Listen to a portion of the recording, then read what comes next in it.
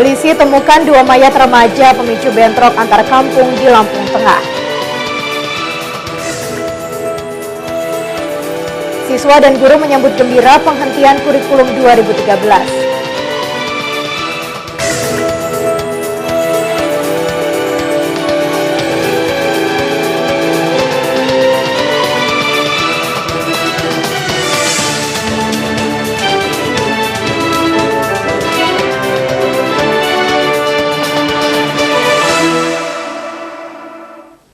Selamat sore pemirsa, kita berjumpa lagi dalam program Informasi Sekitar Lampung.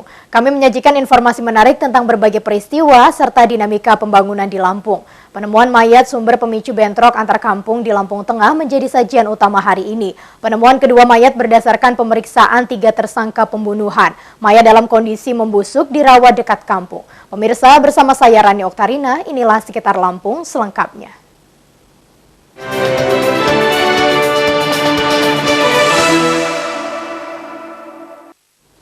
Pemirsa, 2 remaja yang menjadi pemicu bentrok antar kampung warga di Kampung Tanjung Harapan, Anak Tuha, Lampung Tengah berhasil ditemukan polisi dalam kondisi sudah menjadi mayat. Korban ditemukan berdasarkan hasil pemeriksaan 3 pelaku pembunuhan yang ditangkap di Blitar, Jawa Timur. Tim dari Polda Lampung mengirim 2 mayat untuk diautopsi di Rumah Sakit Umum Daerah Abdul Muluk. 2 mayat atas nama Angga dan Kurnia tercatat sebagai warga Dusun 1 Desa Tanjung Harapan, Kecamatan Anak Tua. 2 remaja ini ditemukan dalam kondisi mengenaskan di rawa atau berjarak sekitar 2 km dari desanya. Saat ditemukan 2 mayat ini sudah dalam kondisi membusuk.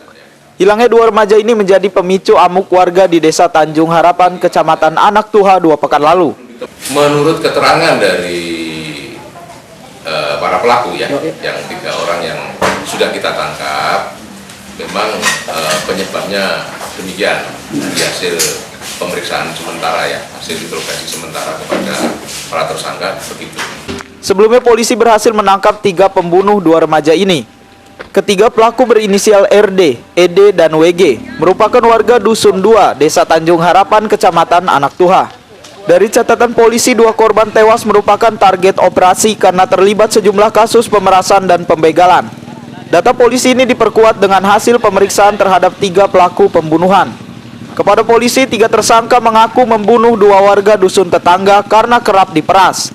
Sayangnya kendati aksi keduanya meresahkan warga, polisi tidak kunjung menangkap dan berbuntut aksi main hakim sendiri. Dari Bandar Lampung, Andres Apandi melaporkan.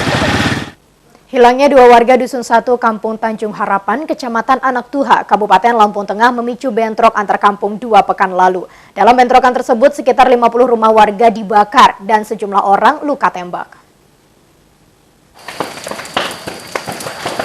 Bentrok antar kampung yang terjadi Kamis sore hingga malam 28 November lalu membuat ratusan warga mengungsi ke kampung tetangga. Dari informasi yang diperoleh di lapangan, bentrok dipicu hilangnya 2 warga Dusun 1, yakni Kurnia Jaya dan Angga Wirayuda sejak Senin. Beredar informasi keduanya ditangkap dan disekap oleh warga Dusun 2.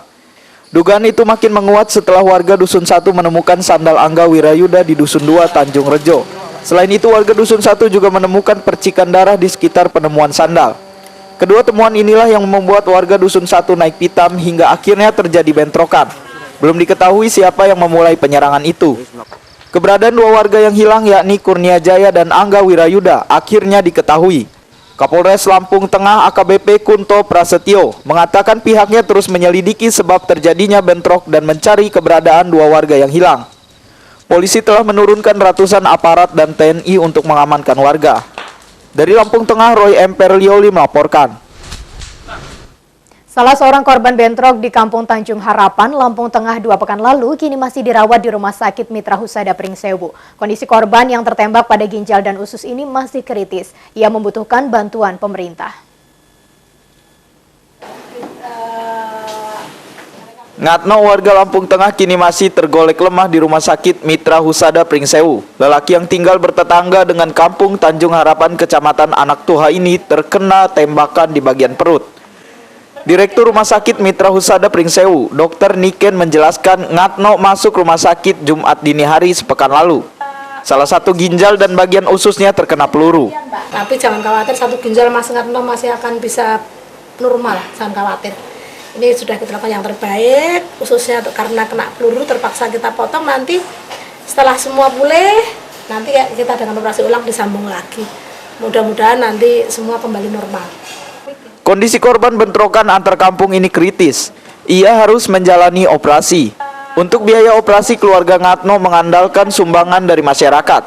Sejauh ini belum ada bantuan dari pemerintah. Kakak korban Sunarsi masih ketakutan. Bahkan ia tidak mau menyebutkan alamat tempat tinggalnya secara detil ke media massa karena khawatir menjadi sasaran kemarahan warga. Sebab daerahnya rawan konflik. Sebenarnya kan di pihak saya gitu. Ya biar cepat sembuh, cepat pulih, cepat pokoknya sadarlah adik saya bisa jalan semualah. Ngatno sebenarnya bukan warga kampung Tanjung Harapan Anak Tuha. Ia tinggal di tetangga kampung yang terlibat konflik tersebut. Kebetulan saat terjadi pembakaran, Ngatno sedang berkunjung ke kampung Tanjung Harapan. Sebelumnya 2 korban kerusuhan lain juga dirawat di Rumah Sakit Mitra Husada Pringsewu. Mereka terkena tembakan di kaki dan paha, namun mereka sudah diperbolehkan pulang. Bentrokan antara warga Dusun 1 dan Dusun 2 Tanjung Rejo, Kampung Tanjung Harapan, Kecamatan Anak Tuha, Kabupaten Lampung Tengah, terjadi Kamis sore hingga malam sepekan lalu. Sedikitnya 50 rumah warga di 2 dusun dibakar. Bentrokan ini dipicu hilangnya 2 remaja warga Dusun 1 yang diduga dihakimi massa di Dusun 2. Kini warga kedua dusun sepakat damai. Dari Pringsewu, Indra Siregar melaporkan. Pemirsa, setelah jeda pariwara berikut, kami kembali dengan informasi. Para siswa dan guru menyambut gembira atas penghentian kurikulum 2013. Tetaplah bersama kami.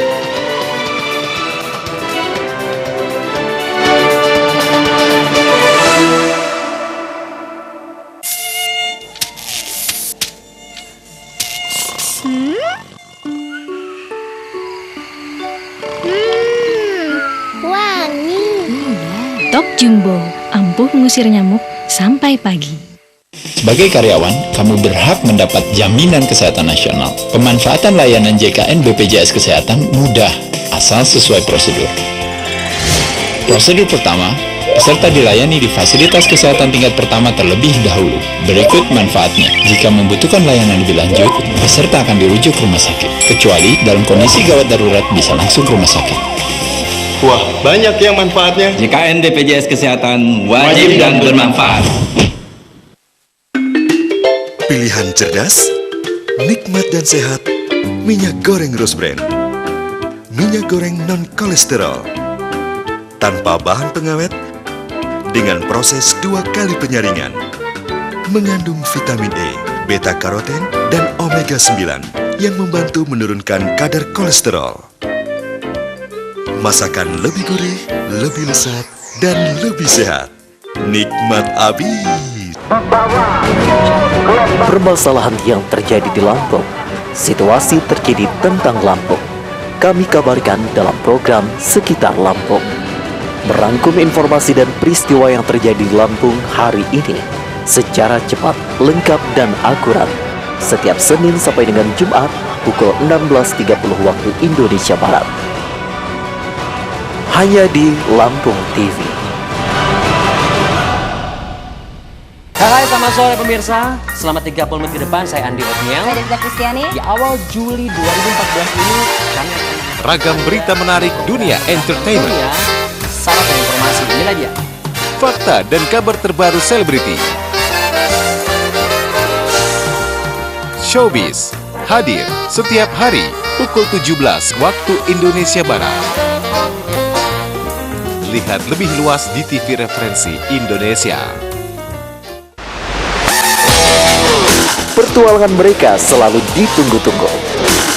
Kehadiran mereka mencari apa saja yang ada di Lampung. Ini Lampung ya! Ini Lampung ya! Ini Lampung ya! Setiap Sabtu dan Minggu pukul 15.30 waktu Indonesia Barat. Ini Lampung ya!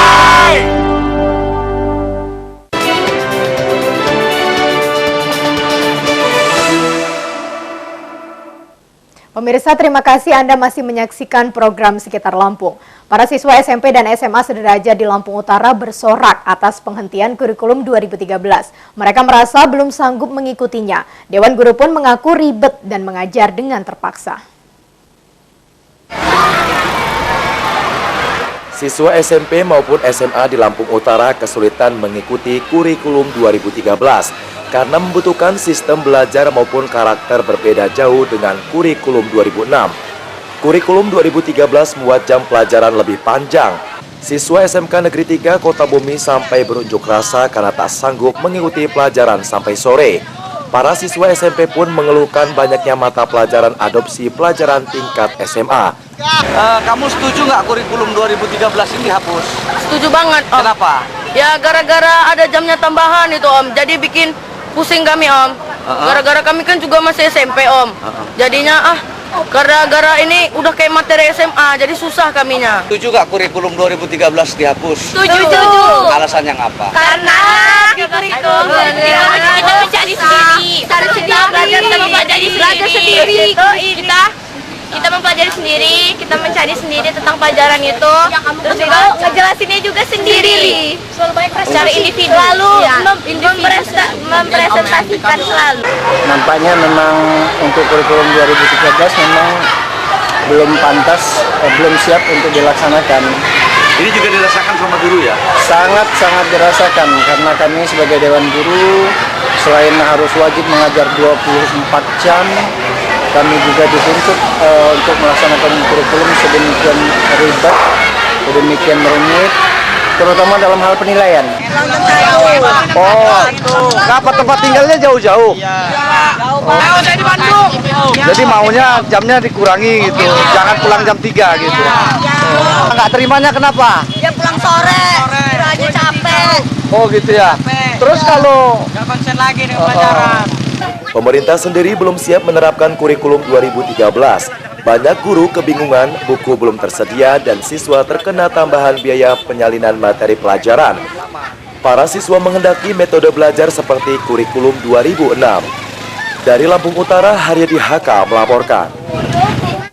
Kepala Sekolah, Dewan Guru hingga siswa SMA di Lampung Timur menyesalkan penghentian kurikulum 2013 tanpa mempertimbangkan pelajaran sedang memasuki tengah semester. Kebijakan ini lebih elok jika berlaku mulai tahun ajaran baru, sehingga tidak mempengaruhi nilai rapor. Kalau kita lihat ya mungkin sangat banyak yang harus diperbaiki, Mas. Contohnya nih, bagi sekolah yang bukan piloting, dia baru setahun ini melaksanakan K13. Semester pertama atau semester ganjil dia pakai K13 yang rapornya nanti berbeda dengan semester genap atau KTSP. Tentunya ini banyak yang harus diperbaiki. Dari cara penilaian saja itu sudah sangat berbeda. Menurut saya sih kurang setuju karena kita sudah melaksanakan dengan sebaik-baiknya. Kalau menurut saya bukannya dihentikan secara total karena kita sudah berjalan di tengah-tengah sudah 1 semester. Kalau menurut saya direvisi saja untuk ke depan, bukannya dihentikan secara total. Kalau untuk sekolahan kita kalau dilanjutkan bagaimana, Bu? Kalau dilanjutkan kita pun sudah mempersiapkan diri ke arah sana gitu kan. Tapi kalau memang dihentikan program sekolah ini tentunya akan berubah dan berantakan lagi karena kita sudah menyeting dari awal, sudah 3 semester ini kita masuk ke kurikulum 2013. Sebetulnya implementasi K13 ini bagi Dewan Guru sendiri mengalami kesulitan nggak sih? Ya awalnya sih kesulitan, tapi ketika sudah ada pelatihan saya yakin namanya hidup itu sulit-sulit, kalau kita mau belajar yang pasti tidak akan sulit. Untuk siswa sendiri untuk menerima K13 bagaimana? Kalau prinsipnya kalau siswa itu baiknya itu ke siswa langsung. Hanya yang gambarannya sebenarnya proses itu sama saja. Karena justru membuat siswa itu lebih kreatif. Ada perbedaan K13 dan 2006? Perbedaannya ini sedikit dalam prosesnya. Kalau kurikulum 13 ini proses. Gimana Dek, udah menjalankan kurikulum 2013 belum? Sudah sejak kelas 10. Saya sendiri sekarang udah kelas 11. 11. Kalau ini dihentikan gimana Dek? Menurut saya sendiri ada nilai positifnya, ada negatifnya. Positifnya seperti apa Dek? Positifnya mungkin kita nggak dibebankan dengan banyak tugas lagi. Kemudian nggak sibuk nyari materi sendiri lagi. Seperti itu. Kalau negatifnya kenapa? Negatifnya mungkin karena tidak dibebankan oleh banyak tugas yang apa, Dek? Saya sih sebagai siswa ya, sisi positifnya juga sama, tidak terlalu banyak tugas dan siswa juga tidak terlalu sibuk sendiri untuk mencari bahan materi yang akan dipelajari. Tapi negatifnya kalau di kurikulum 2013 kan siswa kadang menilai diri sendiri, menilai temannya. Nah ini kan kalau diputusin untuk dihapuskan kurikulum 2013, penilaiannya kan.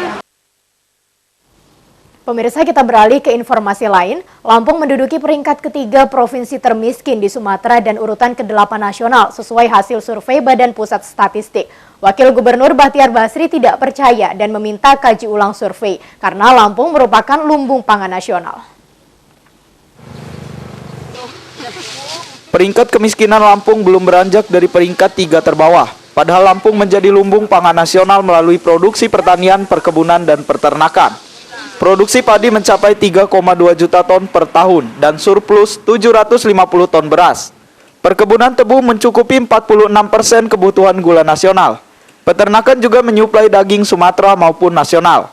Wakil Gubernur Lampung Bahtiar Basri mengaku sulit menerima hasil survei Badan Pusat Statistik mengenai kemiskinan masyarakat Lampung. Ia meminta BPS mengkaji ulang surveinya. Meski begitu, ia tak ingin saling menyalahkan. Peringkat kemiskinan justru menjadi pendorong pemerintah bekerja lebih giat. Ya, jadi kita akan memperbaiki ya. Kita kan tadi itu bukan kata saya, BPS yang katakan bahwa kita masih miskin nomor 3 di Sumatera, nomor 8 di Indonesia. Nah, jadi kita artinya orang Lampung harus berusaha sekuat tenaga gitu. Bukan dari itu gitu. Karena kalau kita melihat potensi ya, Lampung nggak miskin, tapi kok jadi termasuk kategori miskin? Mungkin ada yang salah gitu. Mungkin kalau dia ada salah di BPS, mungkin dia harus ada ada penelitian kembali gitu ya, ada survei lagi gitu. Apa sih sesungguhnya yang terjadi gitu kan? Karena menurut kita nggak miskin Lampung kan, hampir semua orang Lampung lah agak kaget juga ya. Kok kita miskin nomor 3 di Sumatera, kemudian nomor 8. Artinya kita. Menteri Pembangunan Daerah Tertinggal dan Transmigrasi Marwan Jafar mengakui 5 kabupaten di Lampung masih tertinggal dan menjadi kantong kemiskinan. Pemerintah pusat membantu pengentasan kemiskinan dengan bantuan 24,9 miliar rupiah. Dari Bandar Lampung, Fajar Magetan melaporkan. Siang hari ini telah berada di Nelayan pesisir Kalianda, Lampung Selatan menarik bagan dari tengah laut karena cuaca buruk makin ganas selama sepekan terakhir. Perahu maupun bagan terancam tenggelam akibat terjangan angin kencang dan gelombang tinggi.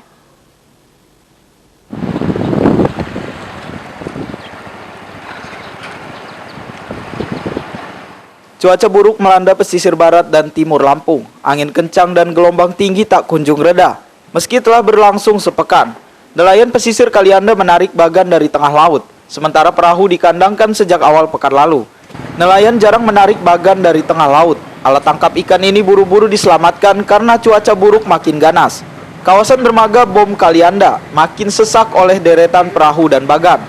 Para nelayan menanggung resiko kehilangan pendapatan selama tidak melaut. Pekerjaan sehari-hari praktis cuma memperbaiki jaring. Mereka mengandalkan utangan untuk mencukupi kebutuhan sehari-hari. Beban ini menumpuk sejak kenaikan harga bahan bakar minyak bulan lalu. Ini angin kencang, masih belum stabil. Sejak kapan, Bang? Sudah 1 minggu yang lalu lah, kira-kira. Kalau nggak melaut, ini rugi nggak, Bang? Ya, tetap rugi dong, anak gua mesti harus ini mendapat penghasilan juga. Terus antisipasinya apa nih? Ya paling ini ngumrain jaring, ngeberesin jaring. Nelayan pesisir Kalianda rata-rata tergolong kecil dan penghasilan pas-pasan. Beban utang makan sehari-hari sangat merisaukan karena pelunasan butuh waktu lama. Dari Lampung Selatan, Khairullah Aka melaporkan. Pemirsa, setelah pesan-pesan berikut ini, kami kembali dengan informasi. Menteri Pertahanan memastikan peremajaan alutsista TNI dan kebijakan alih teknologi berlanjut. Ikuti informasinya sesaat lagi.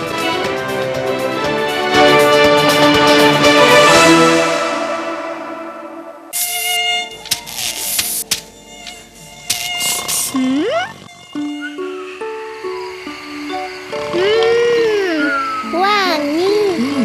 Tok Jumbo, ampuh mengusir nyamuk sampai pagi.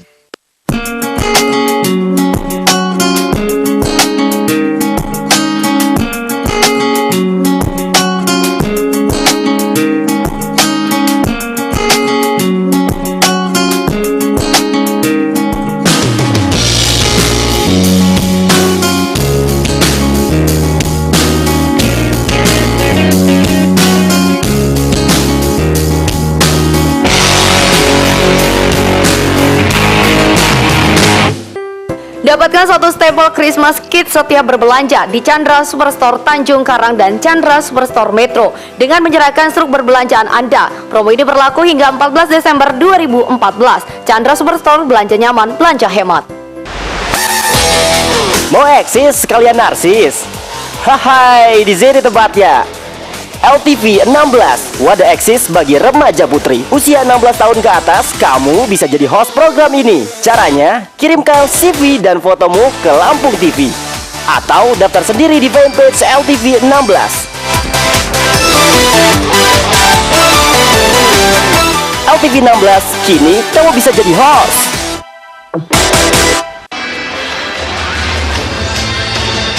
Waspadalah. Kejahatan bisa terjadi kapan dan di mana saja. Cekal barometer kejahatan dan tindak kriminalitas di Lampung. Saksikan setiap Senin sampai dengan Jumat pukul 15.30 waktu Indonesia Barat. Hanya di Lampung TV.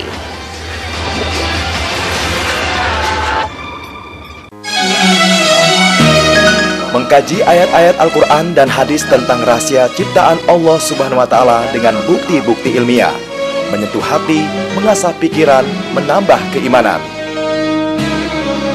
Apabila sebenarnya pacak menjadi endong, ada endongnya maka pacak keluar. Ada bapak menjadi endong, ada endong pada bapak menjadi kabur anak. Itulah hebatnya Allah.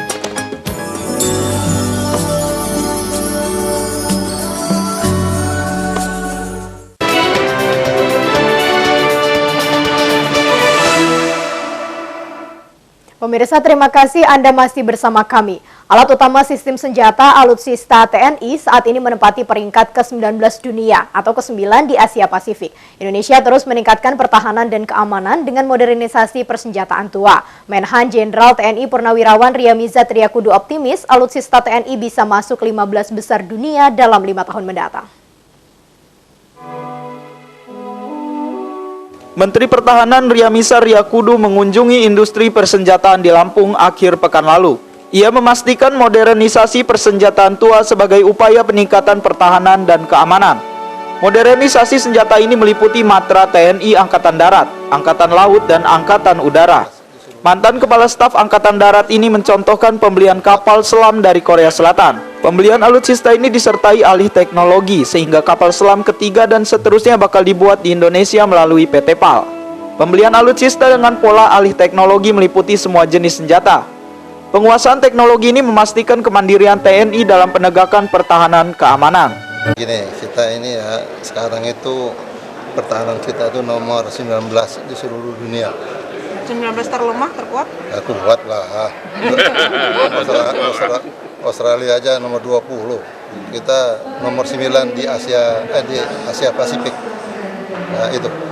Kita betulnya di antara ASEAN kita yang paling. Kapalnya kan peralatan itu kan sudah tua-tua usia. Peralatannya usianya sudah tua-tua. Gimana itu, Pak? Sedikit sudah tua ada, tapi yang baru juga banyak. Sekarang kebijaksanaan kita mulai untuk membuat alutsista sendiri. Contohnya dulu kita membeli kapal selam di Korea dengan catatan alih teknologi. Menhan mencontohkan pengembangan alutsista TNI Angkatan Laut. Indonesia memproduksi kapal jenis landing ship tank KRI Teluk Buntuni 520. Kapal ini dapat mengangkut 20 tank Leopard serta ratusan prajurit bersenjata. Karena ukurannya lebih besar dibandingkan buatan Jerman maupun Korea Selatan. Dari Bandar Lampung, Fajar Magetan melaporkan. Pemirsa, kuliner Nusantara kaya makanan atau kue tradisional berbahan bakar singkong. Sebagaimana dengan eyek-eyek atau rengginang singkong racun, cemilan ini menjadi kegemaran baru. Sayangnya kemampuan produksi sangat terbatas sehingga permintaan pasar tidak terpenuhi.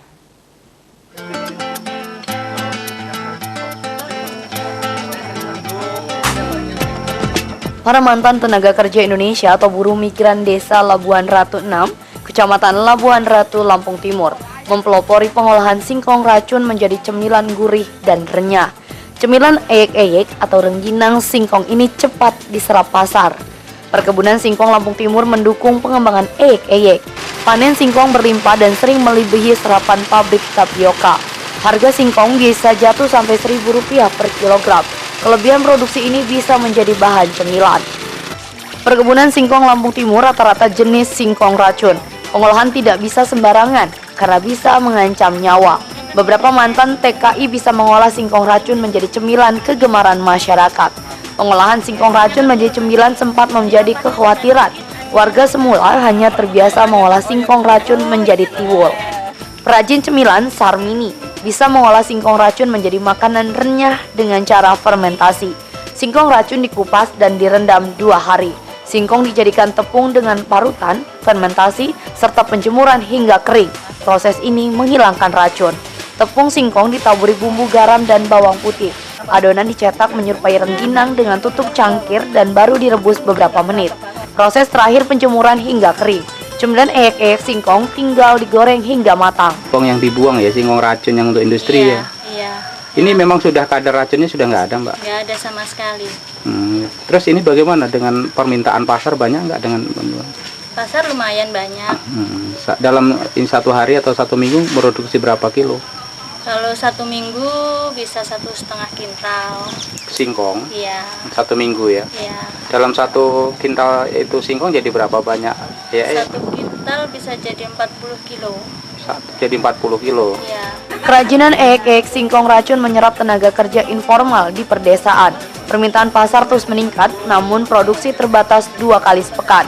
Pembuatan eyek-eyek singkong sangat tergantung cuaca. Produksi tidak maksimal jika mendung atau hujan. Perajin juga belum mampu meningkatkan kapasitas produksi. Jika pemerintah membantu permodalan, produk cemilan eyek-eyek singkong Lampung Timur bisa memenuhi permintaan pasar hingga luar daerah. Dari Lampung Timur, Supriyono melaporkan.